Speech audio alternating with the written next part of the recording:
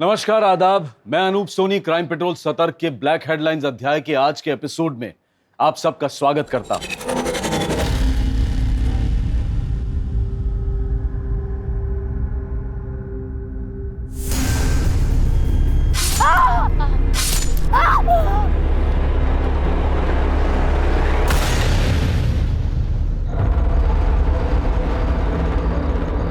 तो सेठ लोगों, यो है आज की बोली जो 15,000 से शुरू हुए हैं। तो लगाओ 16,000, 17,000 और बढ़ो 25,000।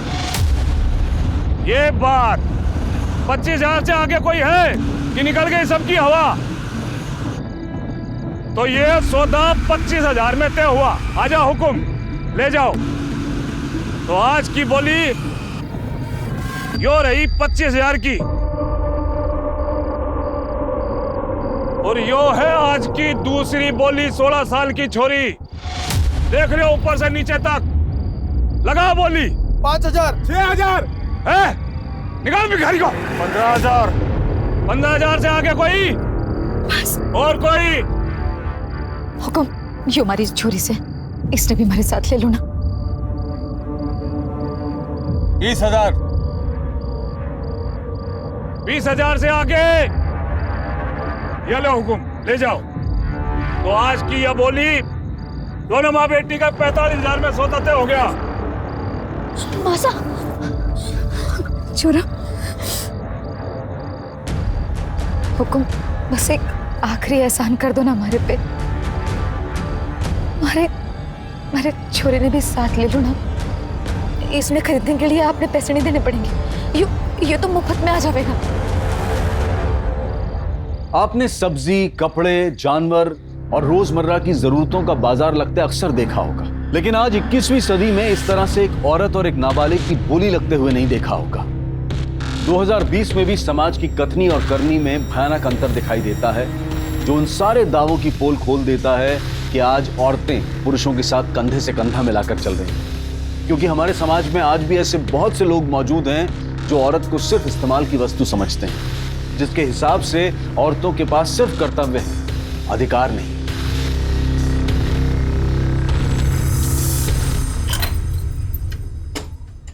आ जाओ बेटा, आ जाओ। आओ, आओ। सामान वामान सब रख दो यहाँ पर, ठीक है? आज से तुम तीनों यहीं रहोगे। पर हुकुम, ये घर किसका है? अरे घर किसका वो छोड़ो ना, तुम लोग सब यहाँ सामान वामान रख लो। वैसे हुकुम, ये घर तो बहुत साफ सुथरा है, अच्छा है। काम का भी बता देते तो। आधार कार्ड है तेरे पास? हाँ है, पर आधार कार्ड क्यों? ला दी मुझे, दे। आ जा बेटा, बैठ।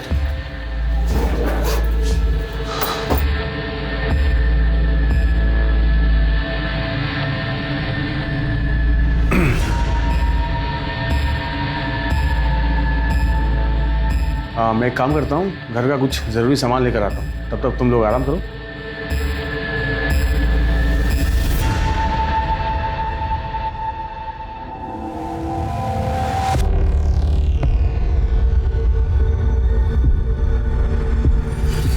मासा, अपने आधार कार्ड देने की क्या जरूरत थी?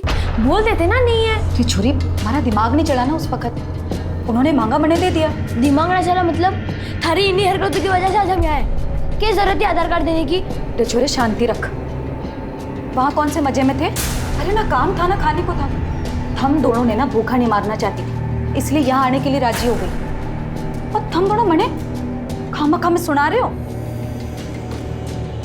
चलो कोई ना, सब ठीक हो जाएगा। कैसे ठीक होगा? अब तो तुमने आधार कार्ड भी दे दिया, अब तो मैं ऐसे भाग भी ना सकते।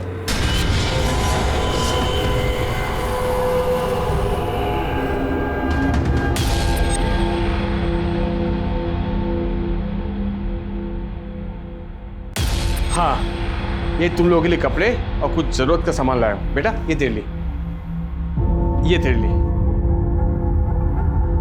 ये तेरे लिए, और मैं तुम लोग के लिए मोबाइल भी लाया हूं, तीनों के लिए, ठीक है? और ये फाइल तेरे लिए। हाँ, एक भूल गया, ये आधार कार्ड। फोन तो नया है। कम हाँ ये सब आपने हमारे लिए किया? बिल्कुल। अब ये मोबाइल फोन दे दिया है तो इसमें अपना फोन नंबर भी दे देते तो। वो सब बाद में, पहले मुझे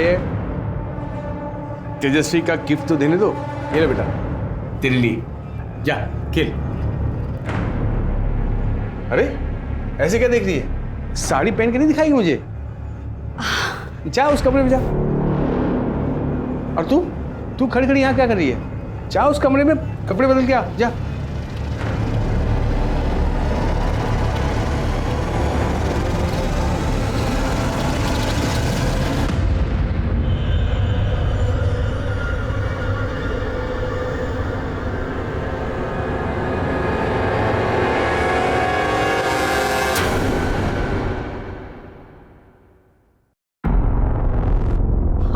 आप यहाँ क्या कर रहे हो?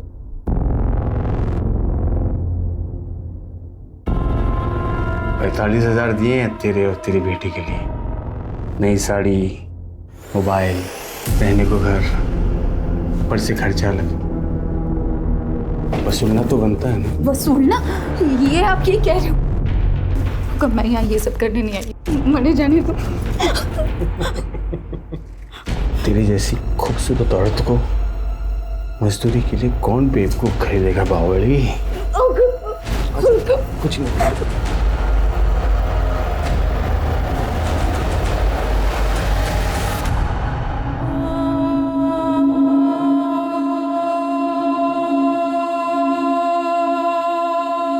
मासा, देखना कैसी लग रही हूँ। पायल उतार दे ये कपड़े और अपने पुराने कपड़े पहन ले। क्यों? हर सवाल का जवाब देना जरूरी ना है। तन्ने मुंह फुला के बैठना है ना, तू बैठ। मारे तो घूमने जाना है, मैं चल। पायल तू सुन नहीं रही मैं क्या कह रही हूँ? पायल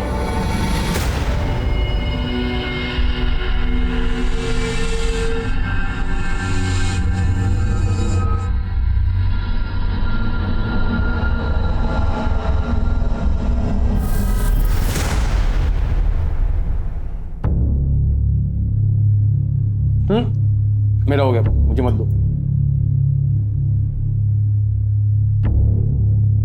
एक बात पूछनी थी। रोज रात में तो आप हमारे साथ तो रहते नहीं, तो फिर कहाँ जाते हो?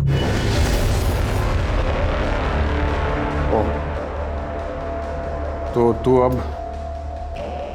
मुझसे सवाल करेगी? ना हुकुम, क्यों बात नहीं। बस मैं तो ये जानना चाह रही थी कि अगर हमारे साथ नहीं रहते तो फिर किसके पास जाते हो?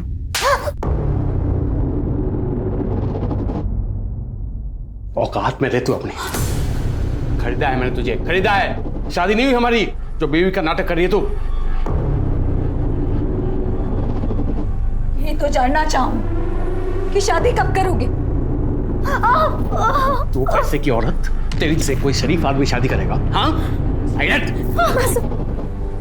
सारा मूड खराब कर दिया मेरा। मासा, कहाँ जा रहे हो? क्यों देखने कि शरीफ आदमी रोज रात में आखिर जाता कहाँ है।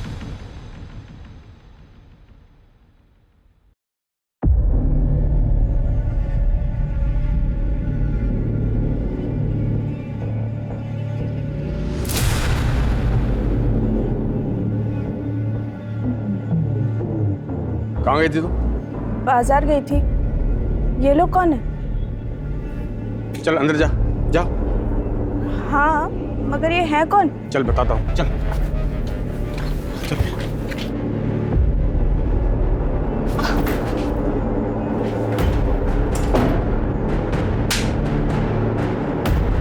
अब समझ में आ गया कौन है ये लोग? क्या डिटेल में समझाऊं? मासा चलो यहाँ से, चलो।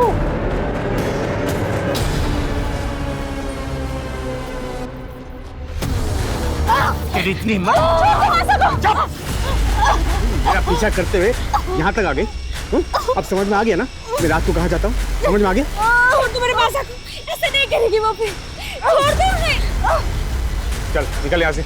अब दोबारा कभी यहाँ दिखाई दी ना, जान से मार दूंगा मैं।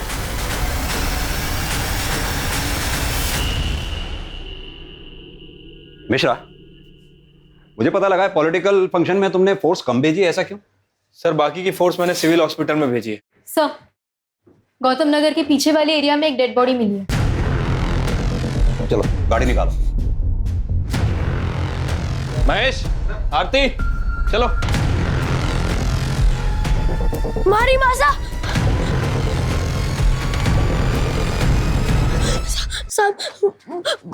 मारी मासा और दीदी पता नहीं कहाँ चली गई है। साहब उन्हें ढूंढना। घबराओ नहीं, आराम से बताओ क्या हुआ तुम्हारी मासा और दीदी को? मारी मासा और दीदी 2 दिन पहले घर से निकले थे, अब तक वापस नहीं आए। घबराओ नहीं, हम ढूंढ लेंगे तुम्हारी मासा और दीदी को। दामिनी, बच्चे को पानी वानी पिला के इसे शांत करो, इसकी स्टेटमेंट दे दो। जाओ बेटा दीदी के साथ। मिश्रा चलो।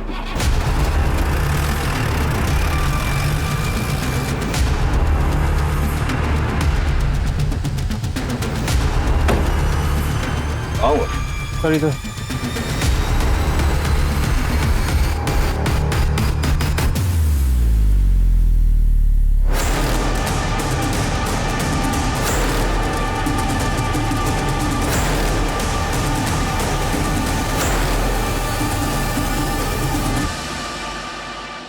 सर बॉडी पर चाकू जैसे किसी चीज से वार किए गए, लेकिन इतने सारे, पीठ पे, गले पे, चेहरे पे, हाथों पे।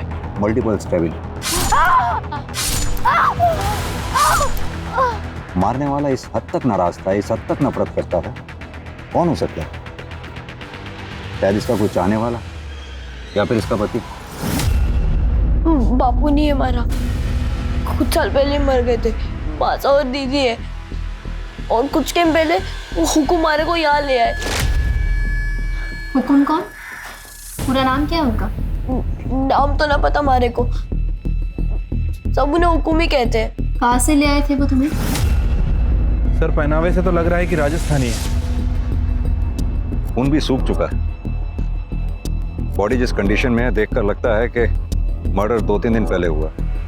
मासा परसों सुबह घर से निकली थी, और जब वो वापस नहीं आई तो अगली सुबह पायल दीदी उन्हें ढूंढने चली गई, और आज पायल दीदी भी घर नहीं आई।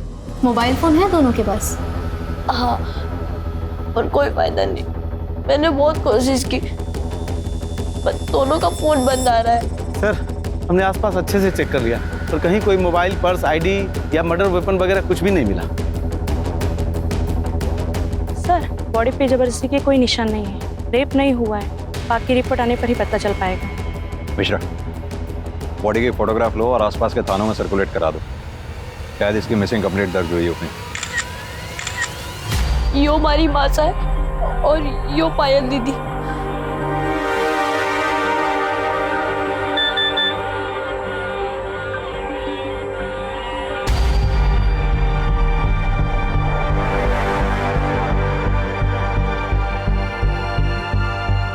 बेटा, तुम्हारी माँ के हाथ पे कुछ गुदा हुआ है क्या, या कोई निशान? हाँ, माँ के सीधे हाथ पे यहाँ ओम का निशान है।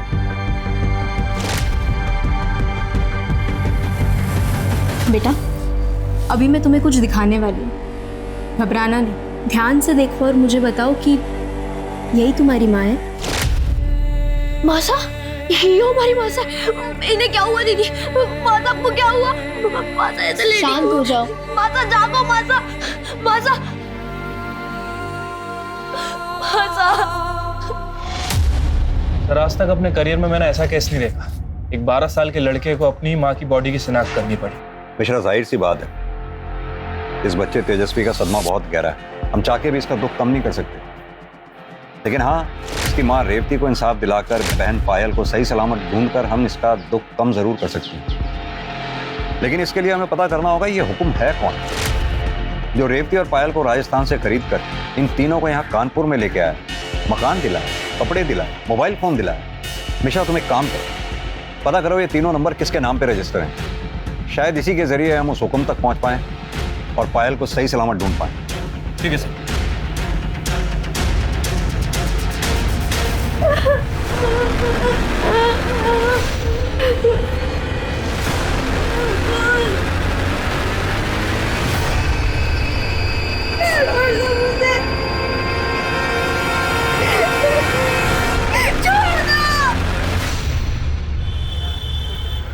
सर, तेजस्वी ने हुकुम का ये स्केच बनवाया। महेश, सर, पता करो रेवती के घर के आसपास कहीं सीसीटीवी हो तो उसकी फुटेज चेक करो। देखो क्या ये आदमी रेवती के घर के आसपास चक्कर लगाता दिखाई दे रहा है। अगर नहीं तो उसके आस पड़ोस में पड़ोसियों को सबको ये स्केच दिखाओ और इसके बारे में जितनी डिटेल मिले सब पता करो। सर ऐसा भी हो सकता है कि रेवती का मर्डर इस हुकुम ने किया हो, क्योंकि सर तेजस्वी ने बताया था कि जब से रेवती गायब हुई है ये हुकुम भी उसके घर के आसपास नजर नहीं आया। ये रेवती की पोस्टमार्टम रिपोर्ट आई क्या? सर अभी सरकारी हॉस्पिटल में हड़ताल चल रही है, शाम तक खत्म हो जाएगी। सर कल तक पोस्टमार्टम रिपोर्ट आने की उम्मीद भी है। सर, रेवती, पायल और तेजस्वी तीनों के भी नंबर्स रेवती के नाम पर रजिस्टर्ड है। फोन और सिम कार्ड तीनों भी अलग अलग जगह से खरीदी गई हैं और एड्रेस प्रूफ में राजस्थान के एड्रेस का आधार कार्ड दिया गया है। इन तीनों के कॉल रिकॉर्ड्स में ये हुकुम का नंबर जरूर होगा जिसकी रेवती से बात होती होगी। सर, रेवती के कॉल रिकॉर्ड्स में तो बस 2 ही नंबर मिले हैं, एक पायल का और दूसरा तेजस्वी का। इन दोनों के अलावा तीसरा कोई नंबर नहीं है। ये पायल और तेजस्वी के कॉल रिकॉर्ड्स चेक किए? हो सकता है उनमें से कोई एक नंबर हुकुम का हो। यस सर, पायल के कॉल रिकॉर्ड्स में कुछ ऐसे नंबर्स मिले हैं, हम चेक कर रहे हैं कि वो नंबर्स किसके हैं। इतने नंबर्स में से एक नंबर तो हुकुम का जरूर होना चाहिए। एक काम करो, उस बच्चे तेजस्वी को लेकर आओ। Yes sir. बेटा तेजस्वी, आपको पुलिस स्टेशन में रहने में कोई दिक्कत तो नहीं हो रही ना? अगर कुछ प्रॉब्लम हो या कुछ चाहिए हो तो बता दें। साहब, पायल दीदी मिली? नहीं बेटा, अभी तो नहीं, लेकिन जल्दी मिल जाएगी। तेजस्वी, हमने कुछ नंबर्स हाईलाइट किए। ये ब्लू कलर में जो नंबर हाईलाइट किए हैं जरा इन्हें देख के बताओ, ये किसके नंबर हैं? पता नहीं साहब, पर ये शिव और लाखन के ही होंगे, क्योंकि हमारे से अलग दीदी इन दोनों से बातें करती थी। बेटा ये दोनों रहते कहाँ पर हैं? घर तो नहीं पता साहब, पर हमारे घर के आसपास ही देखा है मैंने इन्हें। इन्हें देखोगे तो पहचान लोगे? हाँ।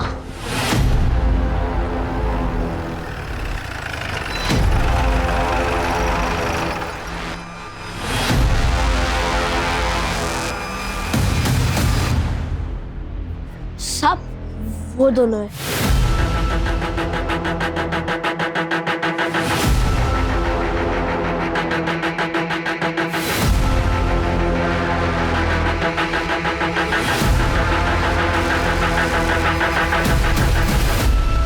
साहब, हम और पायल दोस्त थे, वही हमको बताई थी कि उनके यहाँ जो एक आदमी आता था उसको ये सब हुकुम करके बुलाते थे। क्या यही है वो आदमी? हाँ साहब, यही है। तुम दोनों पायल से दोस्ती का नाटक कर रहे थे ना? चल क्या रहा है ये सब? कहाँ गायब है पायल? क्या जाने कहाँ है साहब, हम खुद उसे 2 दिन से खोज रहे हैं। और तू कितने दिन से खोज रहा है पायल को? तू भी तो उसे फोन करता था ना, दोस्त है उसका। काहे की दोस्ती साहब, वो तो हमको घास भी नहीं डालती थी, सारा दिन फोन करते रहते थे मगर फोन नहीं उठाती थी। वो तो सब सिम को ही बढ़ावा देती थी बस। दोनों का बराबर चुम्मा चाटी चलता था साहब। हम भी समझ गए थे कि वो भी दुनिया के जैसी है, हम विकलांग को काहे चुनेंगे। टुकुर टुकुर का देख रहा है बे? तू तो सब जानता है ना, बताता काहे नहीं साहब को? बच्चे से नहीं मुझसे बात कर। क्या कह रहा था? पायल तुझे घास नहीं डालती थी इसीलिए तूने पायल को गायब कर दिया? हम कुछ नहीं किए साहब। साहब ये सही बोल रहा है, पिछले 1 महीने से हमारा प्यार था, फोन पे बातचीत, मैसेज खूब चल रहा था। ये देखिए साहब, वो खुद भी हमको मैसेज करती थी। क्या पायल ने तुम दोनों को ऐसा कुछ बताया था जो उसके गायब होने की कोई खास वजह बन सके? बताई तो नहीं थी साहब, पर हम खुद देखे थे उसके साथ जो हुआ था। एक आदमी उनके घर आया था, वो पायल के साथ रेप किया था, तो वो भी उसके माँ के सामने। कब हुआ था ये? अब पायल के गायब होने के 1 दिन पहले। हम समझ गए थे उसके साथ जो कुछ हुआ है सबका उस पर बहुत बुरा असर हुआ होगा, इसलिए मुझसे मिलना चाह रहे थे, उसे थोड़ा सांत्वना देने के लिए। बेटा तेजस्वी, तुम इस बारे में पता था? नहीं माँ साहब, दीदी ने मैंने कुछ ना कही। तो तुम दोनों ने उस आदमी का चेहरा नहीं देखा जिसने पायल का रेप किया था? नहीं साहब। अब तो हम सब कुछ बता दिए, जाएं क्या? नहीं, तुम दोनों तब तक नहीं जा सकते जब तक ये साबित ना हो जाए जो कहानी तुमने सुनाई है वो सच है, और पायल के गायब होने में तुम दोनों का कोई हाथ नहीं।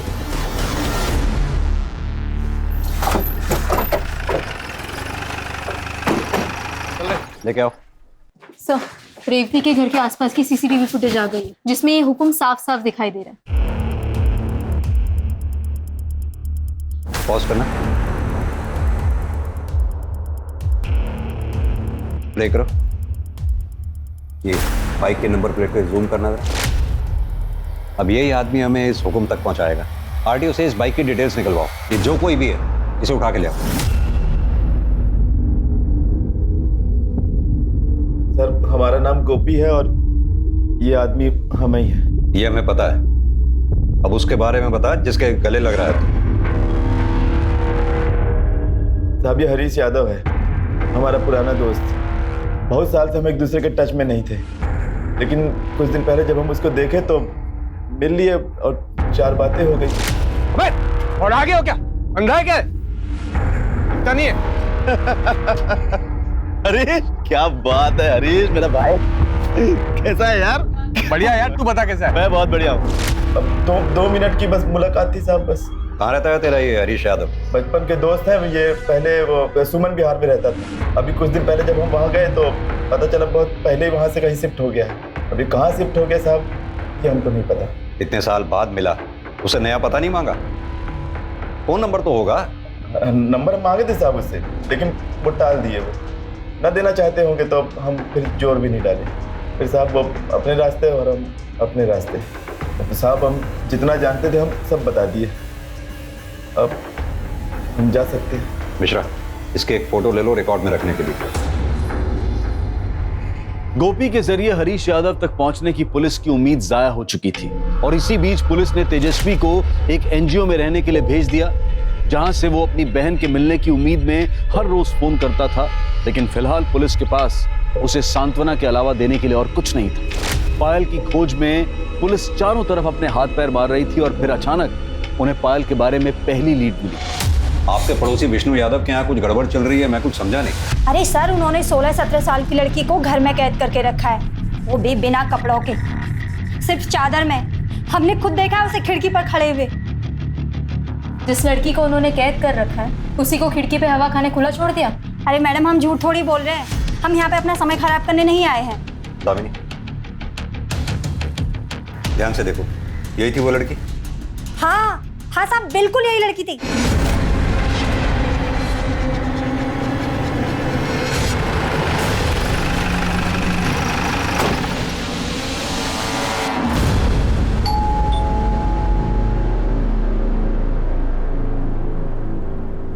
जी कहिए।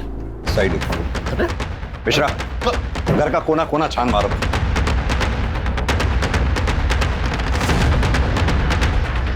सर बताएंगे आप क्या ढूंढ रहे हैं? आप हमें अपना काम करने दीजिए। पर हुआ क्या चाहिए आप लोगों को? सब पता चल जाएगा।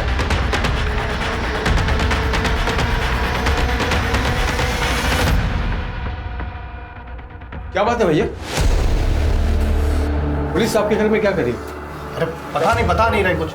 जिसे हम सारी दुनिया में ढूंढ रहे हैं तो खुद ब खुद चल के हमारे पास आ गया। क्या? मैं कुछ समझा नहीं, आप क्या बोलना क्या चाहते? हरीश यादव और हुकुम। क्या लगते हो तुम इनके? मैं इनका छोटा भाई हूँ। यहाँ पास 2 मकान छोड़ के मैं रहता हूँ। पर आप ये बताइए कि बात क्या है? अब पूछेंगे हम और बताएगा तू। तेरे लिए तो कई सवाल हैं हमारे पास। क्या? कैसे सवाल? जैसे कि पायल कहाँ है? यही थी ना? कहाँ छुपा रखा है उसको? पायल भला यहाँ पर क्या करने आएगी? और हम क्यों छुपाएंगे उसको? कुछ दिन पहले प्रताप नगर में किसी लड़के के साथ देखा था मैंने उसे। अब पता नहीं उसका अता पता क्या है, मुझे नहीं मालूम। पता सब मिल जाएगा। दामिनी, हरीश के घर की भी तलाशी लो। एक मिनट, ये चल क्या रहा है इंस्पेक्टर साहब, बताएंगे। अब यहाँ कुछ नहीं मिला तो इसे परेशान करेंगे आप? भैया 1 मिनट लेने दीजिए तलाशी इनको। जब वहाँ भी कुछ नहीं मिलेगा इनको तसल्ली होगी तब। वैसे भी हम कुछ कहेंगे इनको, हमारी बात सुनने नहीं वाले। क्यों नहीं सुनेंगे? तू अगर सच बोलेगा जरूर सुनेंगे। अब सीधी तरह से ये बता कि रेवती और पायल को राजस्थान से क्यों खरीद के लाया था? ये क्या बेहुदा मजाक कर रहे हैं आप? सर मैं एक लेबर कॉन्ट्रैक्टर हूँ भैया। आप बिल्डिंग के कॉन्ट्रैक्ट लेते हैं। हमारे यहाँ पर सारे राज्य के मजदूर आते हैं। रेवती भी आई थी कहीं से मजदूरी के लिए। ये पास वाले बिल्डिंग में हमारा काम चल रहा था। मंदी की वजह से उसे बंद करना पड़ा हमें। सर मेरी शराफत देखिए, रेवती 2 बच्चे लेकर आई थी ना, उसे मैंने प्रताप नगर में घर दिया रहने के लिए, राशन भरवाया उसके लिए, सब कुछ किया। आप मुझ पर इल्जाम लगा रहे हैं।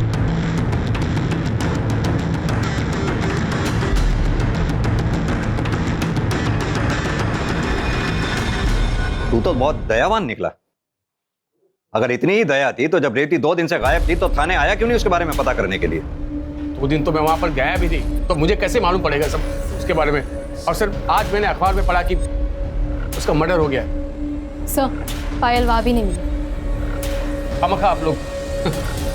विमला जी, हमें उस घर में ऐसी कोई लड़की नहीं मिली जिसे उन्होंने कैद करके रखा। इनफैक्ट हमने उस कमरे में भी देखा, वहां पर भी कोई नहीं था। सर ये दोनों भाई ना वो धूर्त और मक्कार है, झूठ बोल रहे हैं वो। सर आप उस पागल औरत विमला की बात पर भरोसा कर रहे हैं? आप उसे पायल की जगह किसी और की फोटो दिखा देना, तब भी वो यही कहती, क्योंकि सच तो ये उसने किसी लड़की को देखा नहीं आपस में। वो बस हमें परेशान करने के लिए ये सब कर रही है। सर हम ठीक ठीक बताते हैं आपको। ये जो औरत है ना विमला, इसका पति है प्रदीप, कॉन्ट्रैक्टर है, बिल्डिंग बनाता है वो भी। अब सेम प्रोफेशन है हमारा और उसका। अब ये दोनों मियां बीवी चाहते हैं कि हम बदनाम हो जाओ, हमारा सारा का सारा काम धंधा इन लोगों को मिल जाए बस। ये बताओ गोपी को कैसे जानते हो? गोपी? अच्छा गोपी मेरा पुराना दोस्त है, पर उसका इस केस से क्या लेना देना, मतलब मैं समझ नहीं आ रहा मुझे। अपने इस पुराने दोस्त से कब मिला था आखिरी बार तू? आखिरी बार मैं प्रताप नगर में मिला था उससे। सर एक बात बताऊं, आपकी अगर तलाशी हो गई है, पूछताछ पूरी हो गई है, तो प्लीज हमें थोड़ी बहुत शांति दीजिए सर, हम शरीफ लोग हैं। मेहरबानी कीजिए साहब। हाँ प्लीज।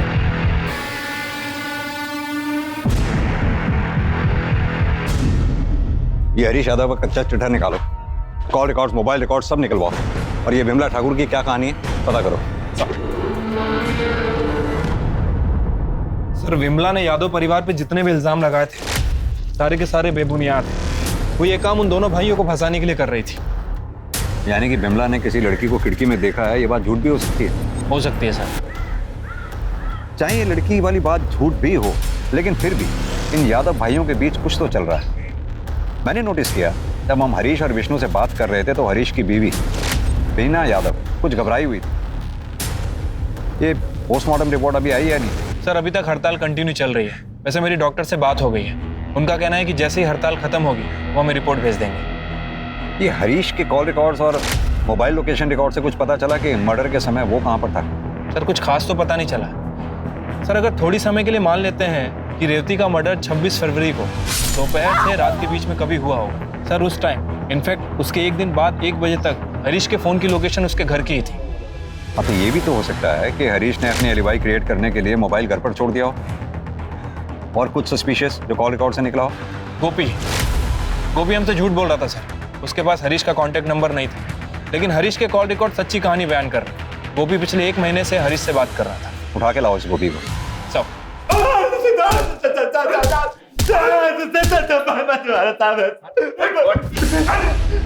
ये बोल की झूठ की बोला नहीं बता दो साहब।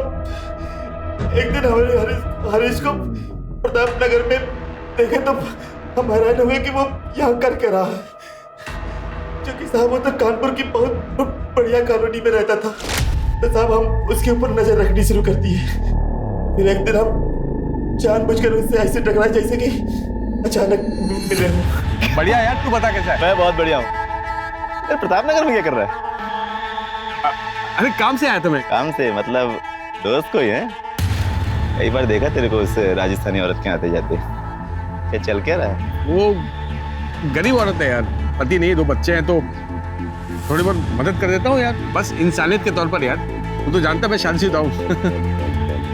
अब हरीश अच्छी तरह जानता था कि वो हमको मना नहीं कर सकता, नहीं तो हम उसकी पोल खोल देंगे।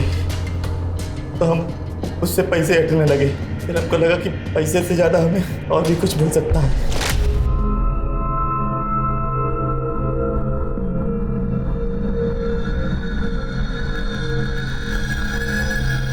अरे ये रहन, तुम अपने कमरे में जाओ, ठीक है?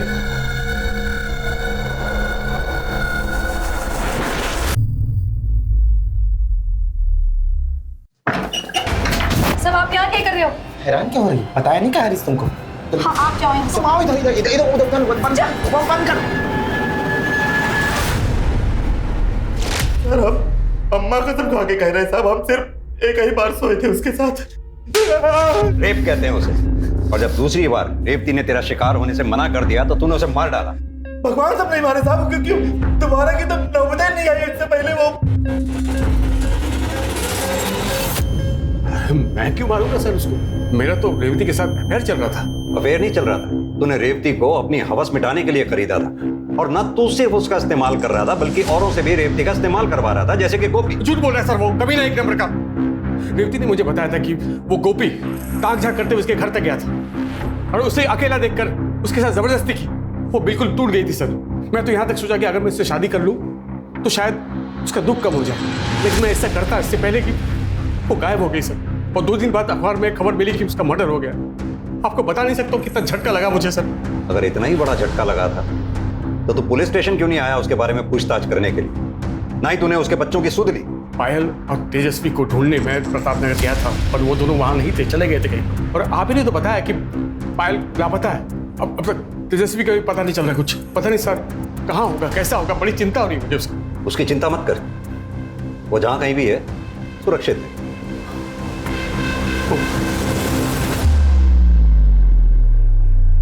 सर आपने इस हरीश को जाने क्यों दिया? साफ साफ दिख रहा है सर सीधा बनने की कोशिश कर रहा है। समझ तो मुझे भी आ रहा है मिश्रा, लेकिन इस हरीश के खिलाफ हमारे पास कोई ठोस सबूत भी तो नहीं है। सर ऐसे तो सबूत शिव और लाखन के खिलाफ भी नहीं है। छोड़ दो उन्हें। लेकिन सर देखो मिश्रा, इन तीनों का कनेक्शन पायल से है, तो पायल जरूर इन तीनों में से ही किसी एक के पास होगी। ये जानने के लिए थोड़ा बहुत तो रिस्क लेना ही होगा। सर मुझे लगता है कि हमें यादव परिवार की औरतों से भी बात करना चाहिए, क्योंकि अगर ये विमला सच बोल रही है, मेरे ख्याल से इन औरतों को भी कुछ ना कुछ पता होगा। नहीं मिश्रा, मुझे नहीं लगता यादव परिवार की औरतें अपना मुंह खोलेंगी। मुझे तो वो भी विक्टिम ही नजर आती हैं।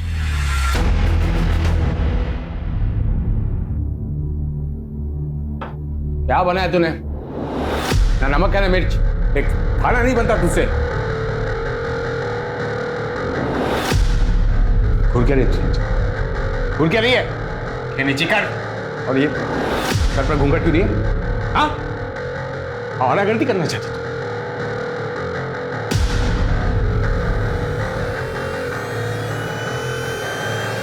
बस अब बहुत हुआ।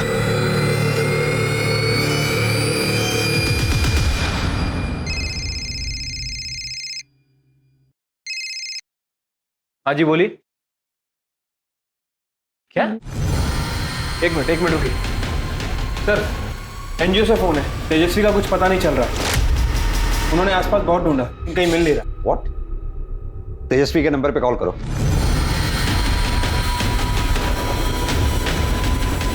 सर उसका फोन भी स्विच ऑफ है। मिश्रा, इससे पहले कि तेजस्वी के साथ कुछ गलत हो जाए हमें उसे ढूंढना होगा।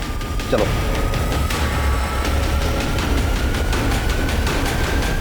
तेजस्वी,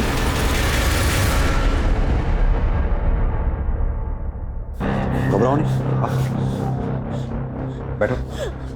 चलो पानी पियो। आराम से बेटा, आराम से।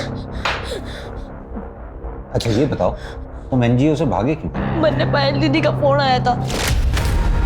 पायल दीदी को क्या कहा उन्होंने? इतने दिन कहाँ थी वो? इतनी बात नहीं हुई, बस इतना कहा कि शिव की मदद से हम गाँव वापस जा रहे हैं। और रात को 11:30 बजे कमला विहार के पास आने को कहा। मैं वहाँ एनजीओ से भागकर वहीं गया था। मैंने उनका बहुत इंतजार किया पर वो वहाँ नहीं आई।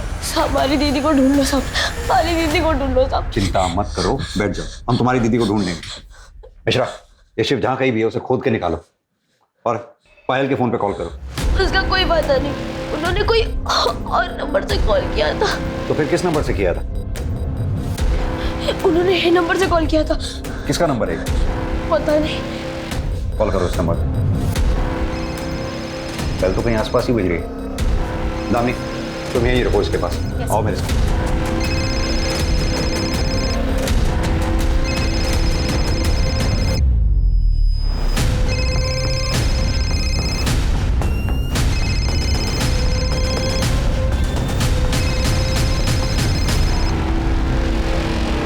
सर 27 मई की शाम को पायल अपनी माँ रेवती को ढूंढने के लिए हमारे घर पर आई थी। फिर हरीश ने बोला कि वो उसकी माँ को ढूंढेंगे और फिर ये भी बोला कि जब तक उसकी माँ नहीं मिलती है पायल हमारे घर पर रह सकती है और अपने छोटे भाई को भी ला सकती है। मगर ये सब वो सिर्फ उसे बेवकूफ़ बनाने के लिए बोल रहा था। उसके बाद हरीश ने विष्णु के घर में ले जाकर पायल को कैद कर दिया। दोनों भाई दिन रात उस बच्ची को नोच रहे थे और मेरी सास और अंजू भाभी को भी इससे कोई प्रॉब्लम नहीं थी। उल्टा वो उसे बढ़ावा दे रहे थे।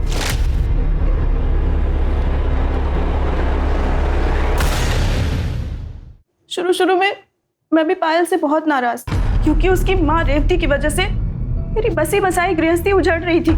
उस दिन जब वो खिड़की के सामने विमला से मदद मांगने के लिए गई थी, तब मैंने ही उसे पीछे खींचकर खिड़की बंद कर दी थी।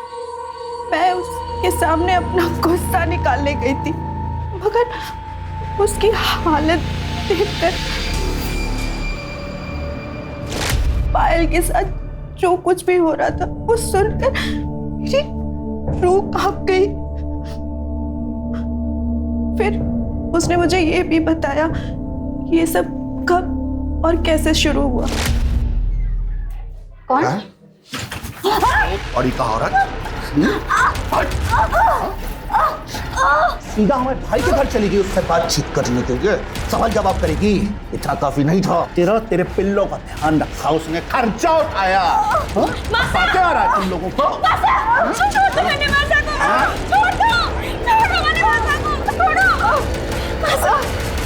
तुम्हारी मम्मी को छोड़ दें, हम छोड़ देते हैं।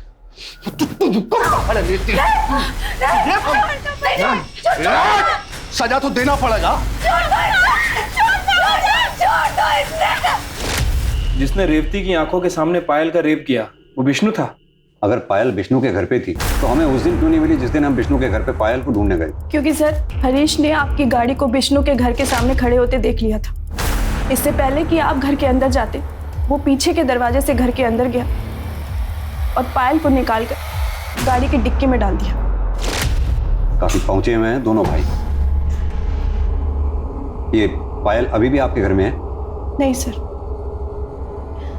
मुझे पता था कि आज हरीश और विष्णु घर लेट आने वाले हैं, इसलिए मैंने पायल को भगाने का प्लान बनाया। उसे अपना फ़ोन दिया और उसने अपने बॉयफ्रेंड शिव और अपने छोटे भाई को फ़ोन करके ये बोला कि वो कमला विहार, मतलब मेरे घर के पास रात को आ रहे। उसके बाद क्या हुआ? 11:30 बजे वो घर से निकली और उसके जाते ही आधे घंटे बाद हरीश और विष्णु घर आ गए। जब उन्होंने देखा कि वो घर से भाग गई है तो वो दोनों उसे ढूंढने के लिए निकल गए। सर, अगर उन दोनों ने उसे ढूंढ लिया तो उसे जान से मार देंगे। सर प्लीज आप कुछ कीजिए सर, इससे पहले कि वो उन्हें ढूंढे, आप प्लीज उसे बचा लीजिए। आप चिंता नहीं करो मिश्रा, चलो। सर, इंडस्ट्रियल एरिया के पास वाले जंगल में एक जवान लड़की की लाश मिली है। What?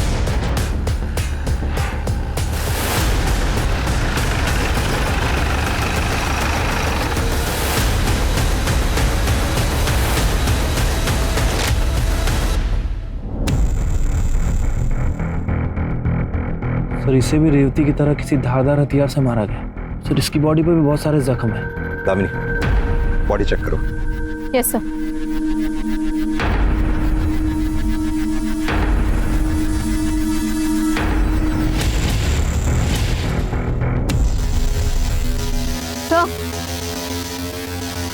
सर, मर्डर के पहले रेप हुआ ये एग्जैक्टली नहीं कह सकते, पर रेप हुआ जरूर है क्योंकि शरीर और प्राइवेट पार्ट पे निशान है। मिश्रा, बॉडी को पोस्टमार्टम के लिए भिजवाओ और ये विष्णु और हरीश जहां कहीं भी हो उठा के ले आओ। सर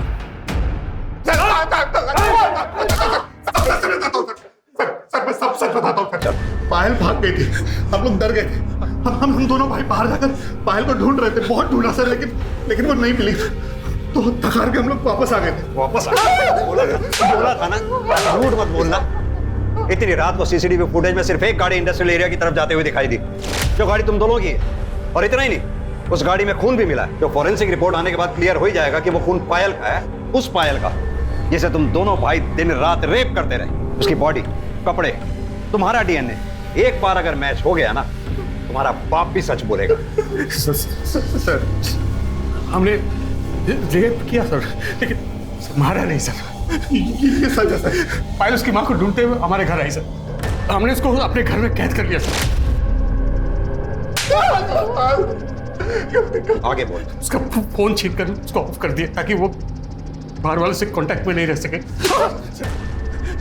एक गुनाह तो कबूल कर लिया तुम दोनों ने, अब मर्डर के बारे में भी सच बोल दो, वरना इसे देख रहे हो ना मिश्रा, खाल उधेड़ देगा तुम दोनों के। सर मैं सच बोल रहा हूँ सर, हमने बस उसका रेप किया सर, उसको मारा नहीं सर। अरे बाप रे भैया, इसको तो किसी ने मारकर हमारे घर के पीछे फेंक दिया है, इससे अब हम तो फंस जाएंगे भैया। जब पायल की लाश हमें अपने घर के पास मिली ना, तो हम घबरा गए थे सर। तो हमको लगा कि कोई हमको फंसाने की कोशिश कर रहा है सर। तो हमने अपनी जान बचाने के लिए उसकी लाश को गाड़ी में रखी और वो इंडस्ट्री के पास जाकर फेंक दी, ताकि हमको कोई शक न कर सके हम पर।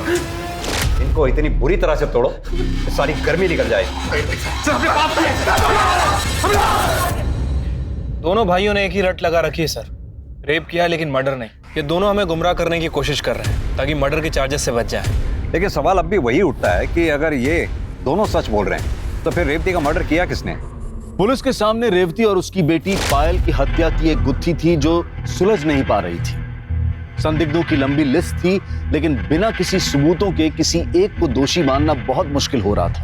एक मुश्किल यह भी थी कि हड़ताल की वजह से पोस्टमार्टम रिपोर्ट नहीं आई थी, जिससे जानकारी साफ हो पाती। इसलिए पुलिस ने यह तय किया कि अर्जेंट बेसिस पर पोस्टमार्टम के लिए दोनों बॉडीज को लखनऊ भेजा जाए।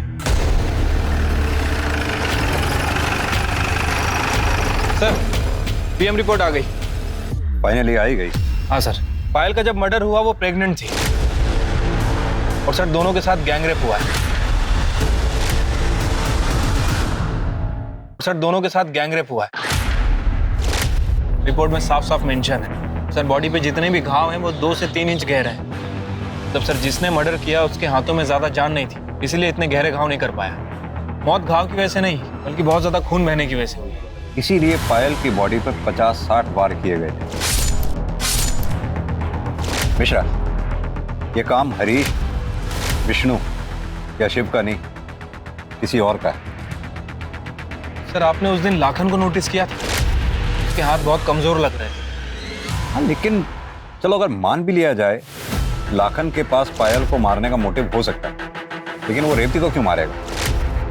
जो हाथ सीधी तरह से चाय का गिलास नहीं पकड़ पा रहे थे, चाकू कैसे पकड़े? सर अगर लाखन नहीं है फिर ये मर्डर किसने किया? तो तुमने मारा रेवती और पायल को? क्यों मारा उन दोनों को?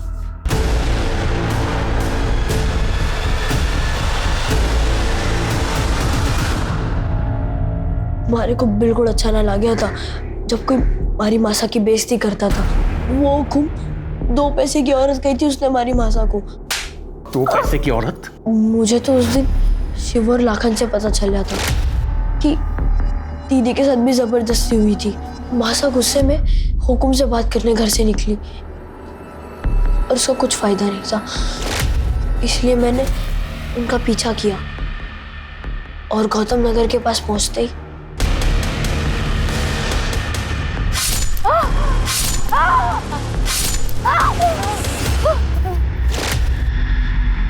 जब मासा घर ना लौटी तो पायल दीदी बहुत घबरा गई थी। वो घर से निकली और कही कि मासा को ढूंढने जा रही है, फिर वो भी वापस ना आई। फिर मैं आपके पास उसके गायब होने की शिकायत लिखवाने आया। जब मुझे पायल दीदी का फोन आया तो उसने मुझसे कही कि हम गाँव वापस जा रहे हैं। मैं बहुत खुश था, उसकी कही हुई जगह पर उससे मिलने भी गया। दीदी, तेजस्वी,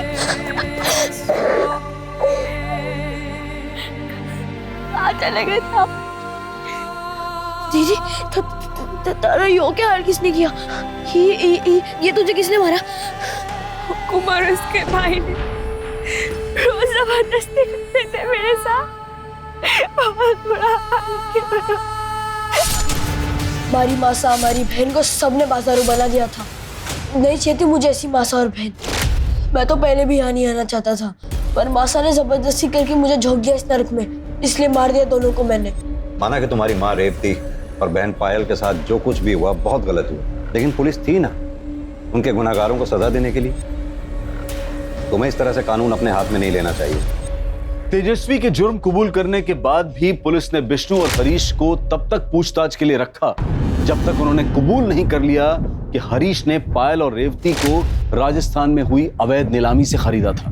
पायल किससे प्रेग्नेंट थी ये जानने के लिए विष्णु और हरीश का डीएनए पायल के फीटस से मैच करवाया गया, जो कि विष्णु से मैच हुआ और दोनों को पॉक्सो एक्ट के तहत कड़ी सजा सुनाई गई। तहकीकात में पता चला कि रेवती विधवा थी और उसके रिश्तेदारों ने उसे किसी बिचौलिए को बेचा था और उस बिचौलिए ने आगे उसे हरीश को बेचा।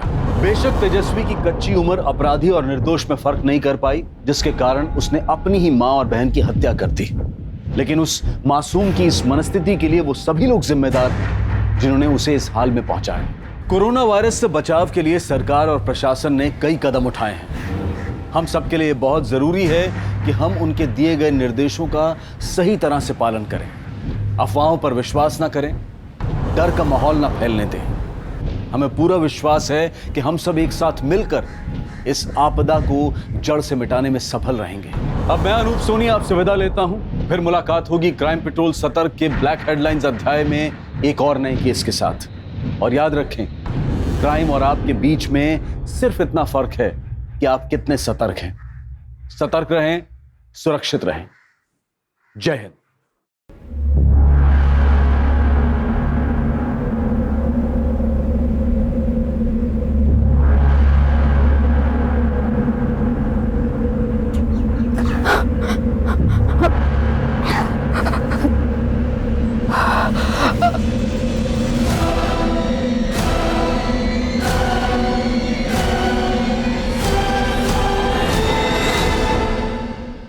नमस्कार, आदाब।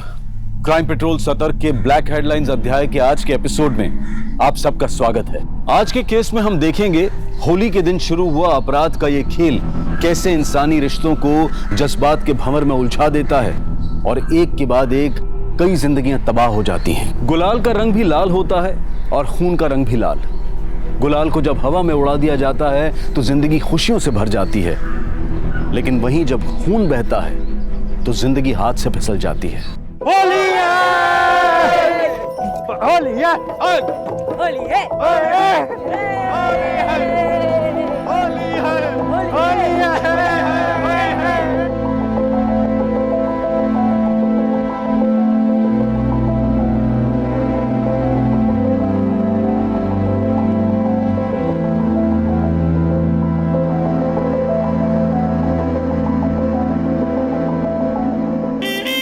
लो बन गई जोरी।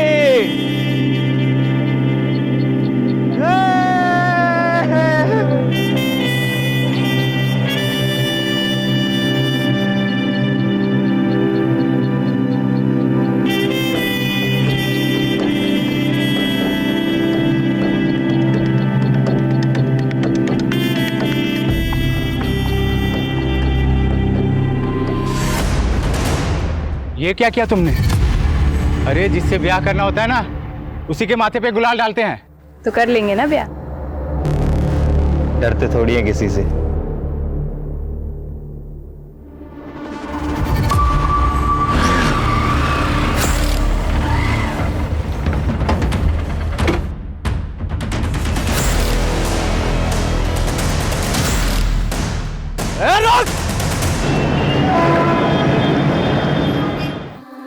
बेगम, होली मुबारक।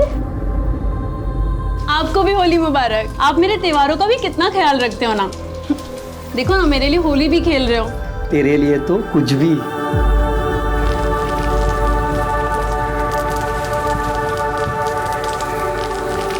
हैप्पी होली। हैप्पी होली जलजा। हैप्पी होली। माँ, छोटा भैया कब आएगा? अभी तो बस 2 ही महीने हुए हैं, 7 महीने बाद आएगा। माँ, मैं छोटे भैया को भी कलर लगाऊंगा। राजू आया। अरे राजू,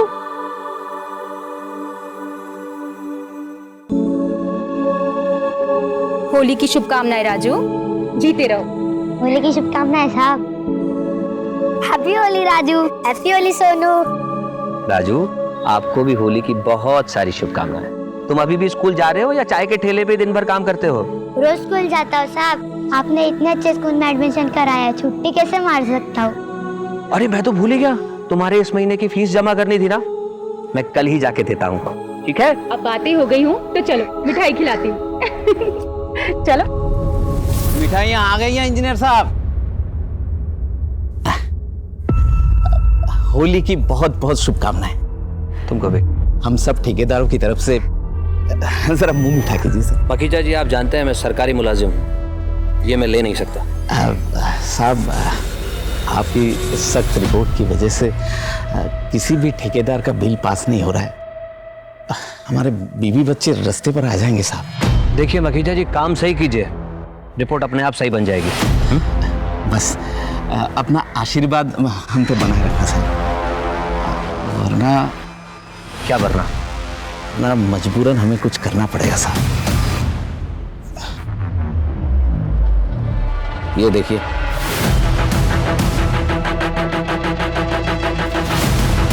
मुझे धमकाने आया?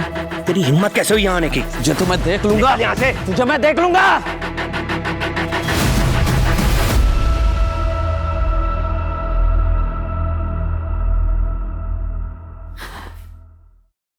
विनय, तुम जानते हो ना मैं रंग नहीं खेलती। मेघला, मैं यहाँ तुमसे कुछ और बात करने आया हूँ।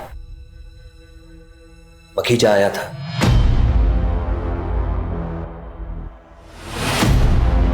ओह नो, अगर वो पिक्चर्स बाहर आ गए तो ऑफिस में इंक्वायरी बैठ सकती है।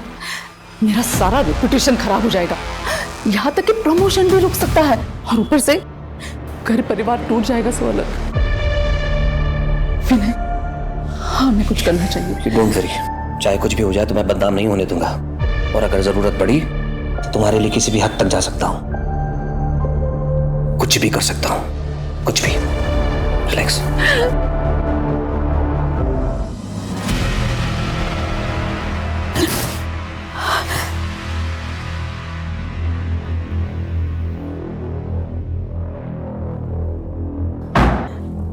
मैं चलता हूं।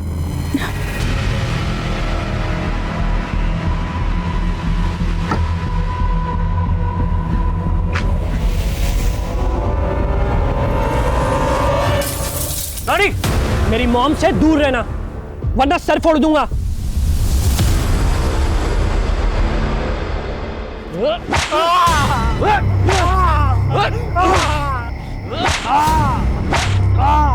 तेरी इतनी हिम्मत, तू मेरी बहन को नजर उठा के देखेगा? हाँ, उसके माथे पे गुलाल भरेगा? ये हमारी होली की प्रथा है। रेवती ने हमारे गाल पे गुलाल लगाया और हमने उसके माथे पे गुलाल भरा। अब हम उससे ब्याह रचाएंगे। क्या बोला तूने?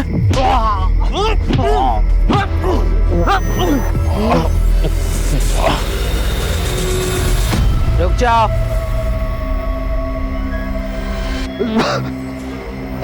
अम्मा, ये हमारे रेवती पर गुलाल डाला है और कह रहा है ना उससे ब्याह रचाएगा। संग्राम, संग्राम, ये उन लोगों की परंपरा है, और आज के दिन ना तुम अपने दिमाग को जरा ठंडा रखो। अरे आज होली का त्योहार है। होली खून से नहीं, रंगों से खेली जाती है, समझे? आप सब लोग अपने घर जाइए और खुशी से होली मनाइए।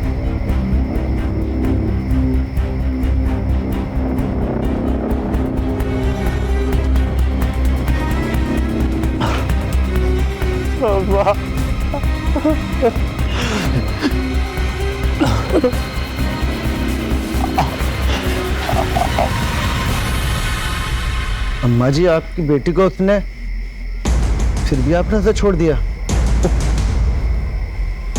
अगला चुनाव विधायक के लिए, हर चीज ठंडी करके खानी चाहिए। इस महाधुप को गांव के बाहर तो निकलने दो, फिर बताते हैं इसे।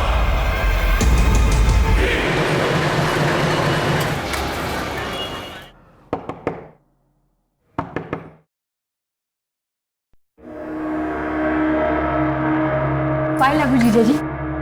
शैलजा दीदी कहाँ है? जी मैं रेवती, शैलजा दीदी की छात्रा हूँ। वो हमारे गांव आती थी ना पढ़ाने, तभी से उनसे जान पहचान हुई। मैं उनकी फेवरेट स्टूडेंट थी। शैलजा जी आ रही हूँ।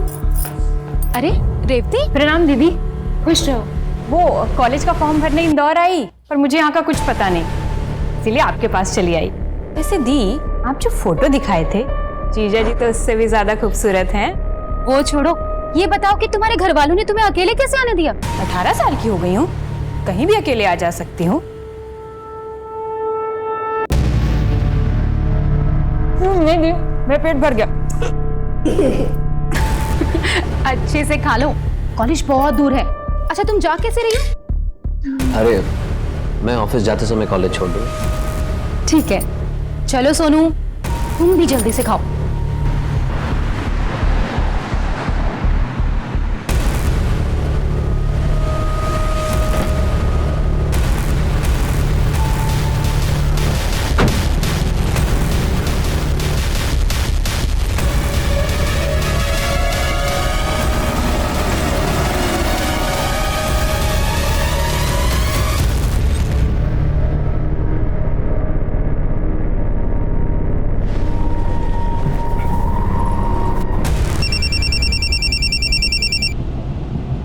हेलो। मखीजा ने अपने सोशल नेटवर्किंग साइट पे एक मैसेज डाला है कि आज 12 बजे तक सरकारी अफसरों के छुपे हुए रिश्तों का बड़ा खुलासा होने वाला है। गॉड, ये खुलासा किसी और का नहीं मेखला हम दोनों का होने वाला है। ये पक्का हम दोनों के पिक्चर्स नेट पे अपलोड करने वाला है। कुछ करो विनय, नहीं तो।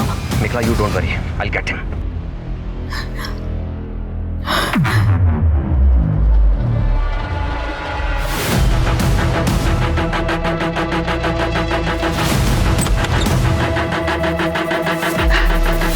नमस्कार नमस्कार।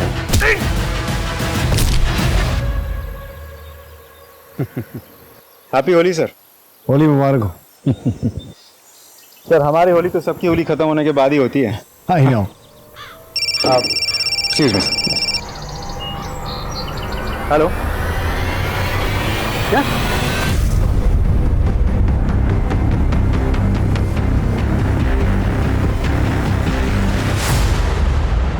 फोन किसने किया था? मैंने। पूरा घर चेक करो, बॉडी का पंचनामा करके इसे पोस्टमार्टम के लिए भिजवाओ। सर विनय कुलश्रेष्ठ, एग्जीक्यूटिव इंजीनियर। होली के दिन विनय के साथ इनका झगड़ा हुआ था। विनय ने इनको धमकाया भी था। तेरी हिम्मत कैसे हुई यहाँ आने की? सर ये फोटो देखिए, ये विनय और विनय के सीनियर कॉलीग मेखला, मैं इन दोनों को जानता हूँ। पूरा गांव छान मार, वो जहां भी दिखे उसे लेकर आ अभी इसी वक्त। चल। जी अम्मा जी। माँ, रेवती गहने और पैसे भी लेके भागी है।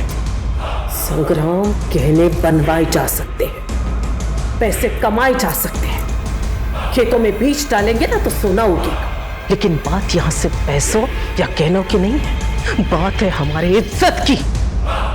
इसलिए उसे ढूंढ कर लेकर। ठीक है अम्मा।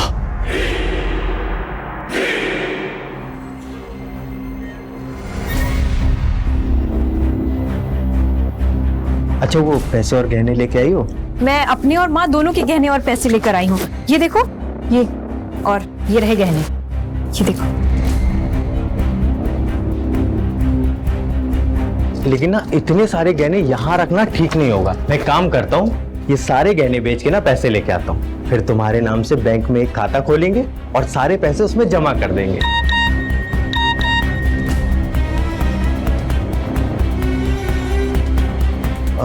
अच्छा सुनो ना। हाँ? मेरे ना अभी एक भाई आ रहे हैं, उन्होंने ही हमारी रहने की व्यवस्था की है।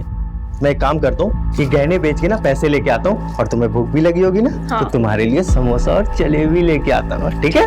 अच्छा चल आता हूँ।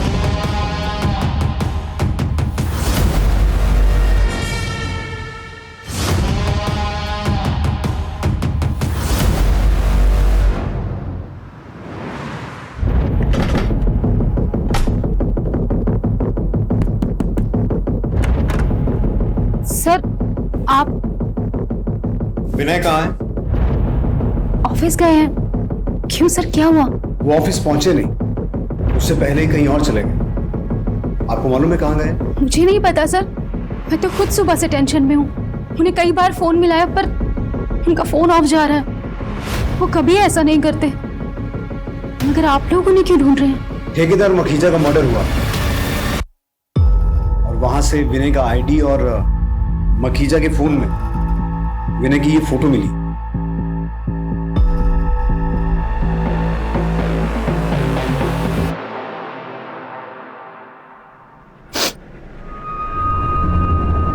मैंने कभी सपने में भी नहीं सोचा था कि विनय मुझे इस तरह धोखा देंगे। शैलजा जी, मैं समझ सकता हूँ आप पे क्या बीत रही है। विनय अगर घर वापस आते हैं या उनसे कोई कांटेक्ट होता है तो तुरंत हमें इन्फॉर्म कीजिए। ठीक।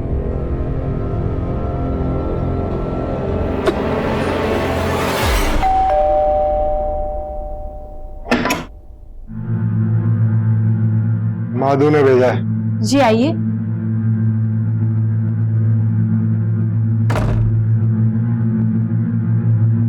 बैठिए। आप कुछ लेंगे? चाय, कॉफी? नहीं, अपना इंतजाम हम खुद कर लेते हैं।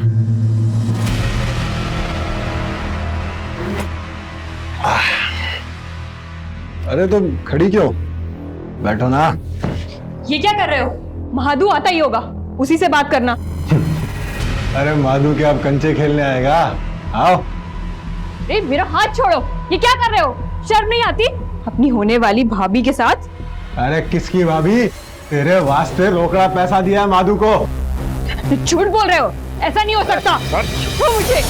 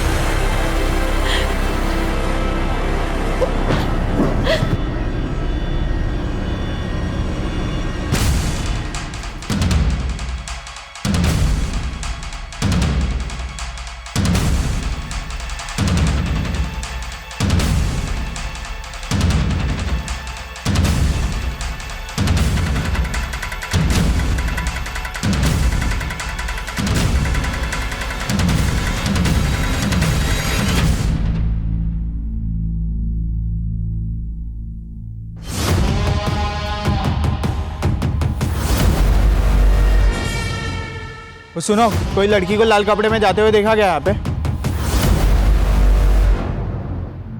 हाँ, अभी अभी एक लड़की ऑटो में बैठकर उस तरफ गई है।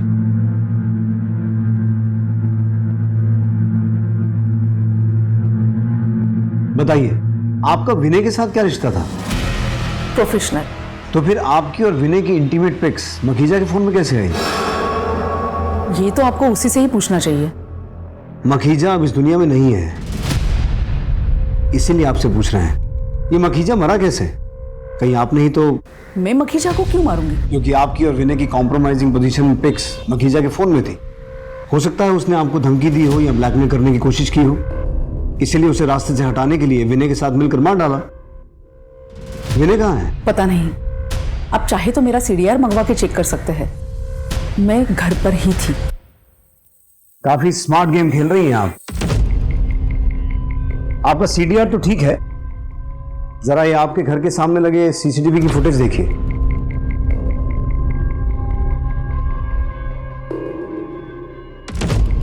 आपके बेटे रोनी की विनय के साथ क्या दुश्मनी थी? पता नहीं किसकी नजर लग गई मेरी बेटी की गृहस्थ जीवन में। ये सब कैसे हुआ बेटा? मुझे तो खुद कुछ समझ नहीं आ रहा। सुबह तो ये ऑफिस के लिए निकले थे और रेवती को कॉलेज छोड़ना था। रेवती कौन है? नानखेड़ा से आई थी माँ। नानखेड़ा?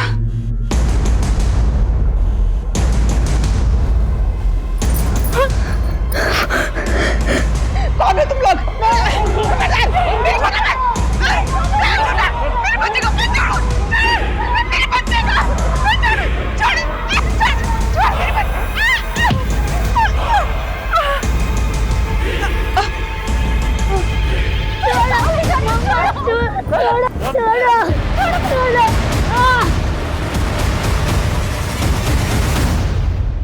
रोनी, विनय कहाँ है? How do I know sir? तुमने उसकी कार की हेडलाइट तोड़ी थी, उसे धमकाया भी था। किस लिए? वो हमारा कुछ पर्सनल प्रॉब्लम था। तो उस पर्सनल प्रॉब्लम को खत्म करने के लिए विनय के साथ कुछ किया नहीं ना? नहीं सर। मखीजा का मर्डर कैसे हुआ? I don't know. तुम्हें गुस्सा तो मखीजा पे भी होगा क्योंकि उसके फोन में वो पिक्स जो थी।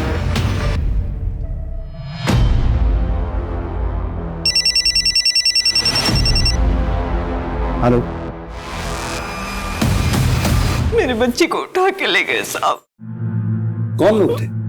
बड़े अजीब लोग थे, मुंह पर कपड़ा बांध रखा था, मैं उन्हें पहचान नहीं पाई। रेवती के बारे में पूछ रहे थे। रेवती कौन? किसी नानखेड़ा गांव से आई थी, दामाद जी उसे कॉलेज छोड़ने गए थे, दामाद जी तब से ही गायब है। मेरे बाल बच्चे बहुत खतरे में हैं, उनकी जान को खतरा है साहब, आप उनकी मदद कीजिए जल्दी, मेरी बेटी पेट से है। विजय, आसपास के सभी पुलिस स्टेशन, चेक नाके, टोल नाके, हर जगह इन्फॉर्म करो। नाकाबंदी होनी चाहिए, हर गाड़ी चेक होनी चाहिए, और बाहर गेट का जो सीसीटीवी है उसकी फुटेज निकालो। ये फोन किसका है? मेरी बेटी शैलजा का। विजय, इसके मैसेजेस और कॉल लॉग चेक करो, हो सकता है कोई लीड मिले। जी आप चिंता मत कीजिए, हम पूरी कोशिश करेंगे।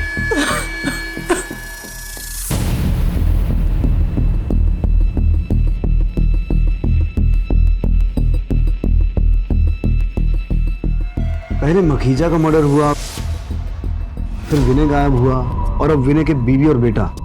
कहीं ये सब विनय का किया धरा तो नहीं है?